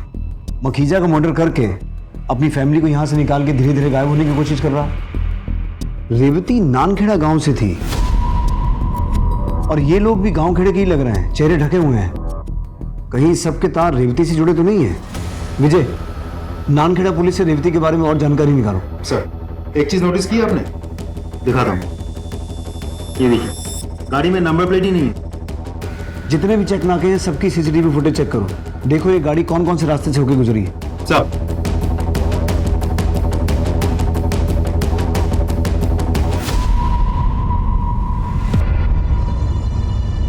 अम्मा जी प्रणाम। वो इंदौर पुलिस ने हमें पूछताछ करने के लिए कहा कि आपकी बेटी रेवती कैसी है और कहाँ है। रेवती,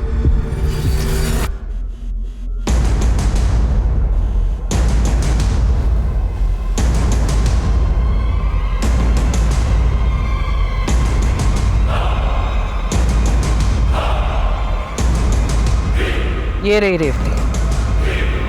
दरोगा तुमसे मिलना चाह रहे थे, पूछ रहे थे तुम हो कैसी, ठीक हो ना तुम? हो गई तसल्ली? जी अम्मा जी, हो सकता है इंदौर पुलिस वालों को कोई गलतफहमी हो गई है। ठीक है, चलता हूँ, प्रणाम।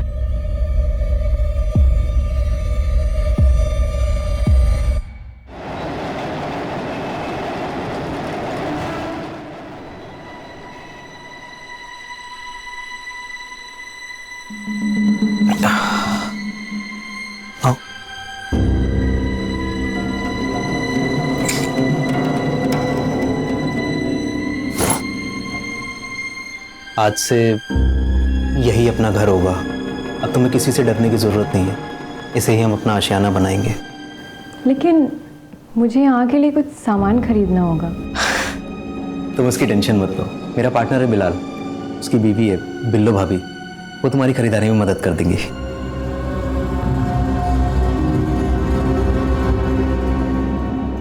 वक्त गुजरता गया, पुलिस उधेड़बुन में थी कि आखिर विनय, उसकी पत्नी शैलजा और बेटा सोनू कहां हैं, मखीजा का हत्यारा कौन है और रेवती की सच्चाई क्या है। तहकीकात में कुछ दिन गुजर गए, बहुत सारे सबूतों की और संदिग्धों की जांच पड़ताल की गई, लेकिन सारे सवाल वैसे के वैसे थे। न मेखला कुछ बोल रही थी और न ही रोनी।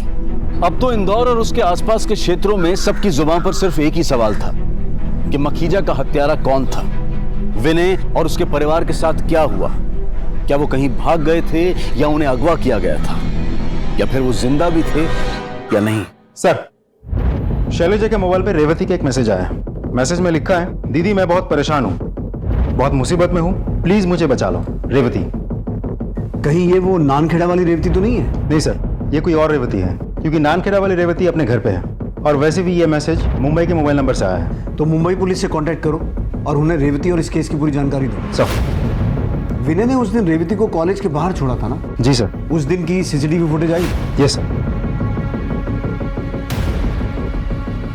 ये कॉलेज गेट की सीसीटीवी फुटेज है।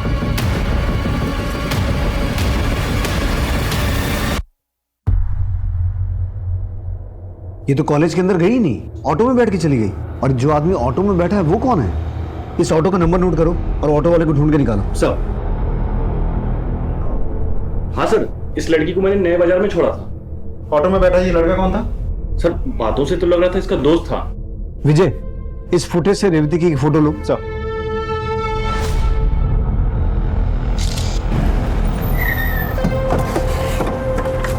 सर यहीं उतारा था, वहां दोनों अंदर गए थे। सुनिए, ये लड़की यहाँ आई थी? जी साहब, ये एक लड़के के साथ में आई थी। बाद में लड़का तो चला गया, फिर ये लड़की भी भाग गई। अगर नामखेड़ा की रेवती अपने घर पे है तो फिर ये रेवती कौन है? और वो लड़का कौन हो सकता है जो इसे यहाँ लेके आया था? और फिर वो रेवती जिसने मुंबई से शैलजा के फोन पे मैसेज किया था। टोटल 3 रेवती हैं और तीनों किसी न किसी तरीके से इस केस से जुड़ी हुई हैं।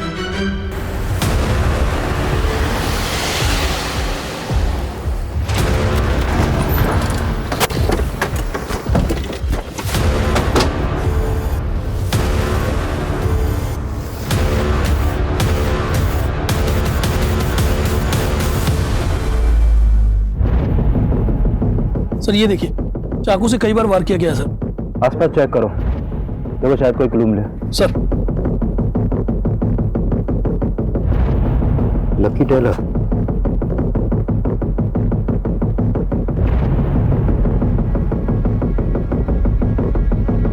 माने सर, शर्ट पे लकी टेलर का लोगो है। सर ये लकी टेलर तो काफी फेमस है, मुंबई 6 में है। एक काम करो, बॉडी को पोस्टमार्टम के लिए भेजो।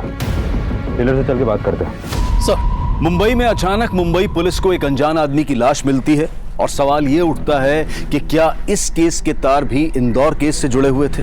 इंदौर पुलिस पहले ही मखीजा की हत्या, विनय और उसके परिवार की गुमशुदगी और 3 रेवतियों की गुत्थी सुलझाने में जुटी हुई थी। क्या मुंबई में मिली अनजान लाश इन सभी केसेस को और भी पेचीदा बना देने वाली थी, या फिर अभी एक ऐसा सच सामने आने वाला था जो इन सभी समीकरणों को बदल देने वाला था?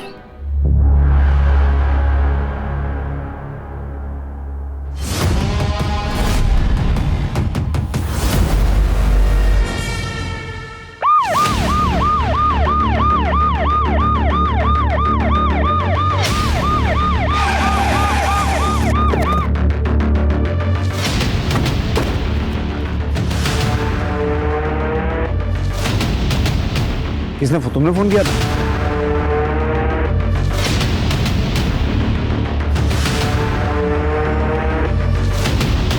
सर, ये तो कोई महादू है, नंदखेड़ा गांव से। नंदखेड़ा गांव से तो रेवती भी है। विजय, इसकी एक फोटो लो और बॉडी को पोस्टमार्टम के लिए भेजो। सर।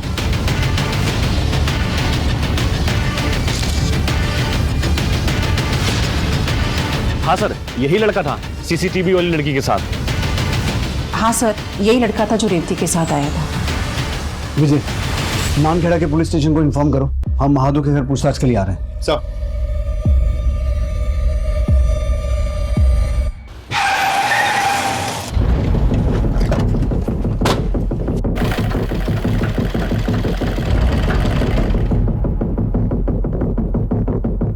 हमें मालवानी के पास एक लाश मिली है जिसकी शर्ट पर आपकी दुकान का टैग है।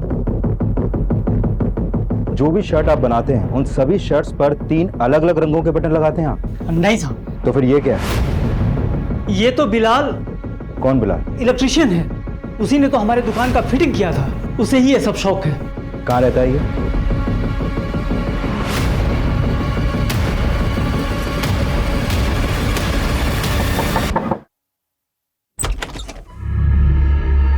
बिलाल का घर है? जी साहब, लेकिन 2 दिन से वो घर नहीं आया। मैं पुलिस स्टेशन आने वाली थी। क्या हुआ साहब? हमें एक डेड बॉडी मिली है और बॉडी अभी पोस्टमार्टम के लिए गई है। यह है बॉडी का फोटो।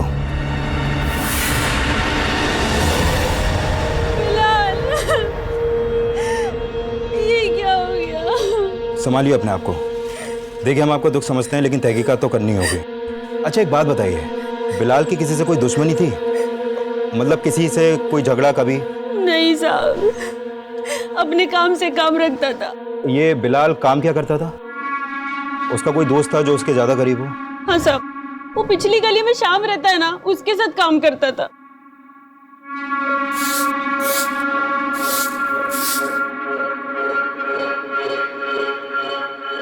जी ये आपका बेटा है?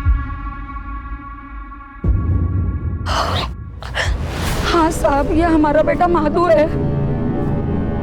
इसकी गलत हरकतों के कारण मैंने इसे घर से निकाल दिया था साहब। क्यों? ऐसा क्या हुआ? कोई काम धाम ही नहीं करता था, बस ताली पी के पड़ा रहता था साहब। आपको क्या लगता है उसके साथ किसी की कोई दुश्मनी थी, लड़ाई झगड़ा? यहाँ गांव में तो नहीं साहब, पता नहीं इंदौर में किसी से दुश्मनी हुई हो। तो उसने आपसे कभी संपर्क तो किया होगा, कभी कुछ बताया कि उसको किसी से खतरा है या ऐसा कुछ? नहीं साहब, हमारी उससे कोई बात ही नहीं हुई है। ठीक है, जैसे ही बॉडी का पोस्टमार्टम हो जाएगा आपको इत्तला करेंगे, आप बॉडी क्लेम कर सकते हैं। जी सर।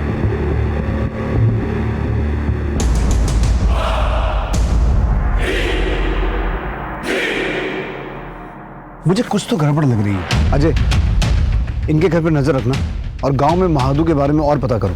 जी सर। अच्छा, ये रेवती भी इसी गांव की है ना? जी सर, वो घर पे ही है, मैंने खुद जाके चेक किया। ठीक है, आपको और कोई भी इंफॉर्मेशन मिले हमारे साथ शेयर कीजिए। सर। यही घर है साहब, वो शाम का यही घर है। यहाँ तो ताला लगा हुआ है, थोड़ा सा। सर, लगता है घर खाली करके ये लोग कहीं चले गए हैं। पूरे घर की तलाशी लो। सर, उधर चेक करो तो।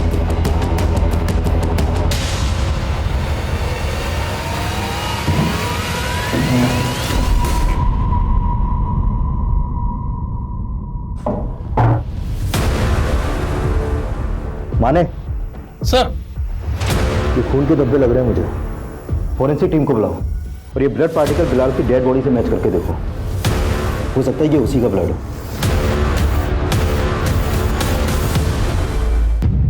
दाल में कुछ काला तो है। पहले मखीजा का मर्डर हुआ, फिर विनय गायब हुआ, सोनू और शैलजा गायब हुए, फिर महादू की हत्या हुई और अब ये तीन रेवती। सर, एक बात मुझे बहुत खटक रही है। अगर मखीजा का हत्यारा विनय है तो क्या मखीजा की हत्या का बदला लेने के लिए किसी ने विनय के परिवार को किडनैप किया, या फिर विनय ने खुद अपने परिवार को किडनैप करवाया और बाद में सब गायब हो गए? अब ये विनय हत्यारा है या खुद विक्टिम है? ये भी तो हो सकता है कि मखीजा का मर्डर किसी और ने किया और विनय को उसके परिवार के साथ किसी और ने किसी और वजह से अगवा किया। पर वो है कौन? और इन तीन रेवती का इस केस से क्या कनेक्शन है? रेवती और शाम के रूम में मिले खून के धब्बे आपके पति बिलाल के ही हैं। साहब, ये रेवती और शाम ने मेरे शौहर को मारा है, आप इन दोनों को जेल में ठूस दो। हमने शाम का फोन सर्विलेंस पे डाल दिया है, जैसे वो फोन ऑन करेगा पकड़ा जाएगा। आपके पास रेवती का कोई नंबर है? नहीं साहब। ये बात समझ में नहीं आ रही है, ये रेवती है कौन, ये आई कहाँ से और इसका इंदौर की शैलजा से क्या रिश्ता है? एक मिनट।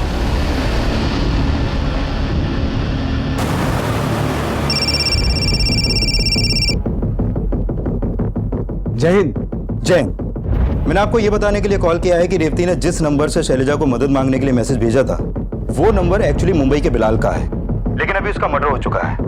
और बिलाल के मर्डर में हमारे सस्पेक्टेड क्रिमिनल बिलाल का एक दोस्त है श्याम और उसकी गर्लफ्रेंड रेवती हैं, और अभी ये दोनों ही फरार हैं। मैं आपको शैलजा केस से जुड़ी रेवती की फोटो दिखाता हूँ, आप देख के बताइए कि बिलाल केस से जुड़ी रेवती सेम है या अलग है। ये देखिए, ये देखिए, यही वो रेवती है जो शाम के साथ रहती थी। हाँ सर, यही है रेवती, और इन दोनों ने ही मिलकर मेरे पति को मारा है। तो शैलजा के घर आई रेवती ही मुंबई गई थी, इसका मतलब है रेवती नंबर 2 और 3 सेम है, लेकिन इस रेवती को इंदौर में महादू के साथ देखा गया था। तो क्या इसी रेवती ने महादू की हत्या की यहाँ इंदौर में और वहां मुंबई जाके बिलाल की हत्या की? खैर, आपको अगर रेवती मिलती है तो हमें इन्फॉर्म कीजिए। श्योर। जय जय। Excuse me. हेलो। हाँ, very good, thank you. Sir, आपका शक बिल्कुल सही निकला। मखीजा के मोबाइल में विनय और मेखला के जो पिक्चर्स मिले थे, वो हमारी टीम ने बहुत डिटेल में स्टडी किया। उसमें माइक्रो लेटर्स में उस मोबाइल कंपनी का वाटरमार्क है जिसमें पिक्चर्स खींचे गए थे। सर, मखीजा का मोबाइल किसी और कंपनी का था, लेकिन पिक्चर्स खींचने वाले ने ब्लूटूथ के जरिए पिक्चर्स ट्रांसफर किए थे, इसलिए ज़्यादा कुछ पता नहीं चल पा रहा था। पिक्चर्स क्लिक किसने की? मेखला के ड्राइवर ने। तुम मेखला के ड्राइवर हो? जी सर।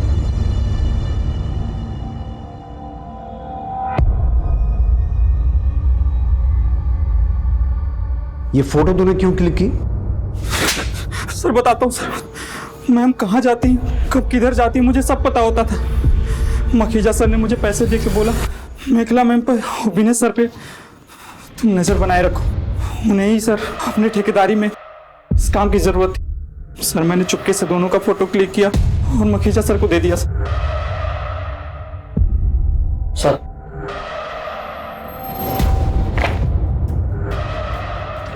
सर इसके कॉल डिटेल्स आ गए। जिस वक्त मखीजा का मर्डर हुआ था तो उसके घर के आसपास क्या कर रहा था? कहीं तूने ही तो मखीजा का मर्डर नहीं किया? नहीं साहब, मैं तो मेखला मैम को लेके गया था। लेकिन सर मखीजा के मर्डर के समय मेखला का फोन तो उनके घर पे था। मेखला का फोन घर पे था, मेखला घर पे नहीं थी। कहाँ गई थी आप? मैं अपने घर पर ही थी। आपके ड्राइवर ने बयान दिया है कि उस दिन वो आपको मखीजा के घर लेके गया था।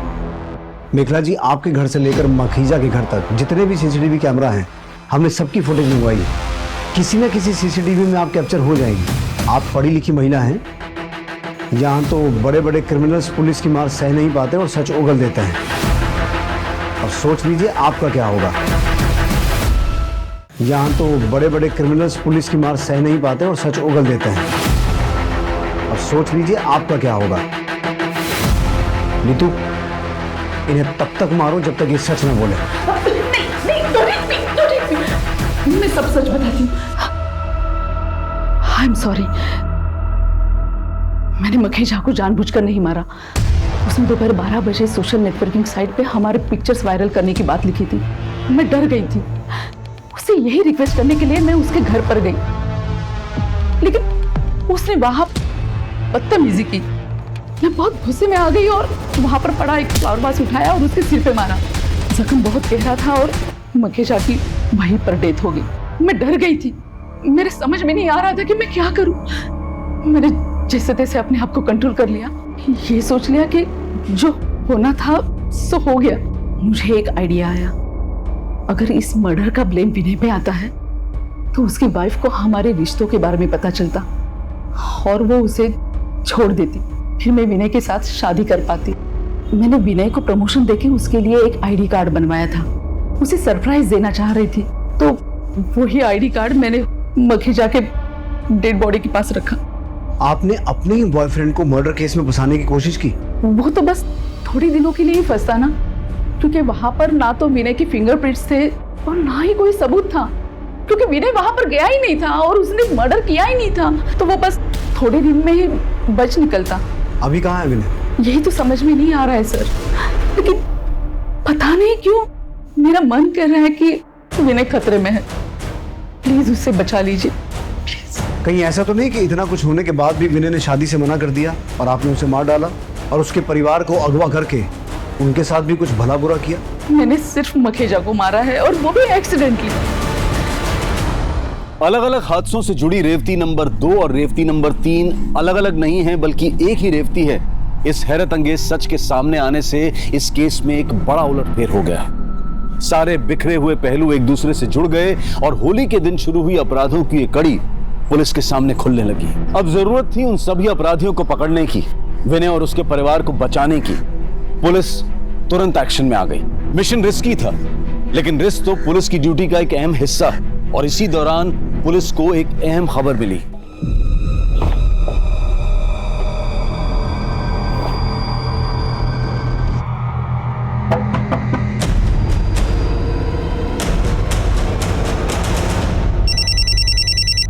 जय हिंद। बोलिए। जय हिंद। हमने रेवती को पकड़ लिया है। रेवती, तुम्हारे चक्कर में इतने सारे कांड हो गए, अब सब कुछ साफ साफ बताओ। तुम दोनों ये बताओ कि बिलाल को क्यों और कैसे मारा?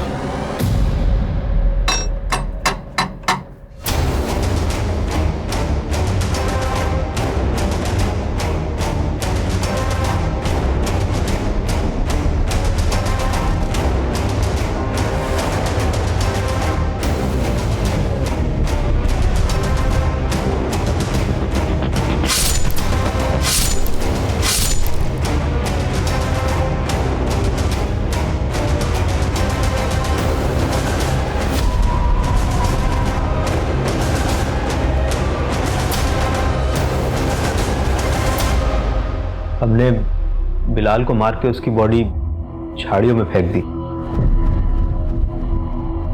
तुम नामखेड़ा के महादू के साथ यहाँ इंदौर में क्या कर रही थी और शैलजा के घर कैसे पहुंची? सर मैं नानखेड़ा की सरपंच अम्मा जी की बेटी हूँ। क्या? जी।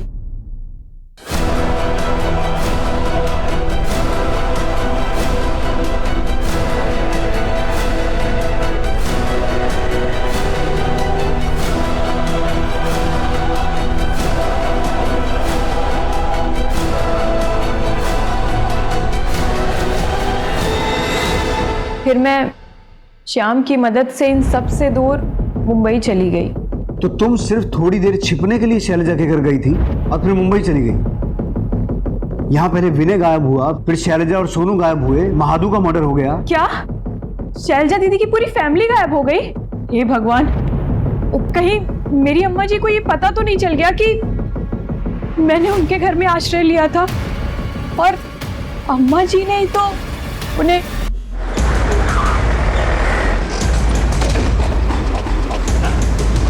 चल बाहर निकल। अरे कौन तो चल बाहर। रेवती कहाँ है? उसे तो मैंने कॉलेज के गेट पे छोड़ दिया था। मुझे कैसे पता होगा कि वो कहाँ?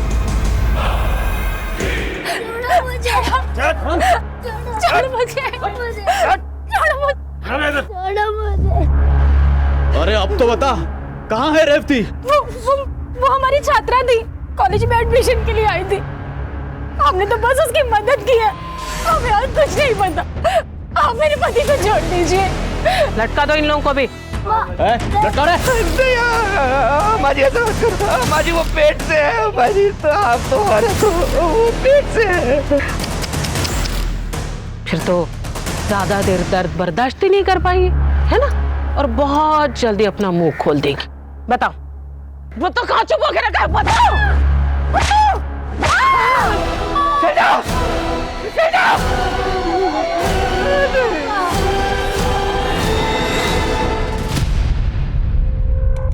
इसका तो खून आ गया रे बाबा।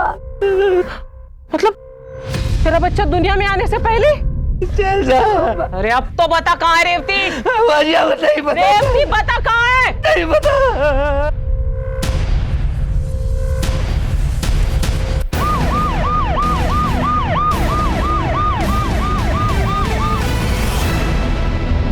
आपके घर की तलाशी लेनी है, वारंट दिखाओ। ये आज की सरपंच और आने वाले कल की विधायक जी का घर है। यहाँ वारंट कुछ नहीं चलता। चलो निकलो यहाँ से। मैं वार्निंग दे रहा हूँ, अगर पुलिस के काम में दखलंदाजी की तो मुझे गोली चलानी पड़ेगी। ए दरोगा, क्यों मेरे हवेली की तलाशी लेना चाहते हो? आपकी बेटी रेवती कहाँ है? तो घर पे। बुलाइए। रेवती,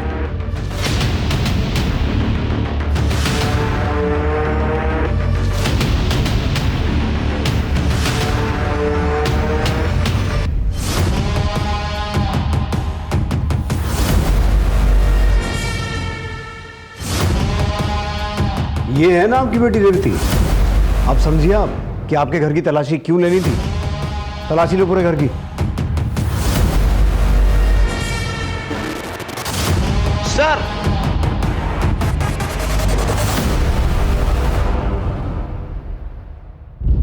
विजय,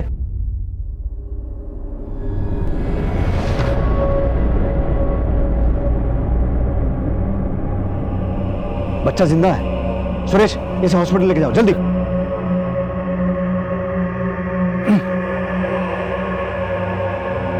सर।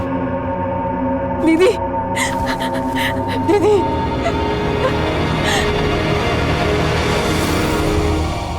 अब बताएंगी महादू को कैसे मारा?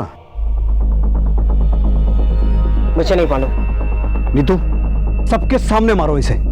सब मैंने मारा।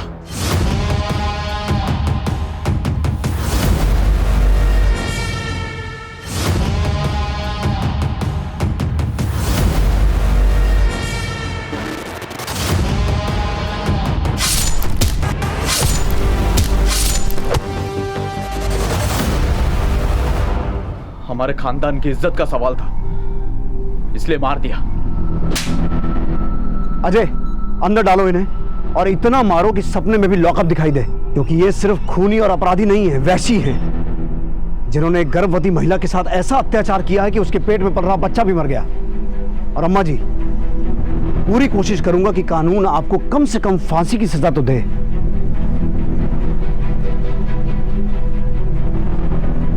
आप सब भी जाइए यहां से। देखा रेवती, तुम्हारे एक झूठ ने कैसा खेल रच लिया।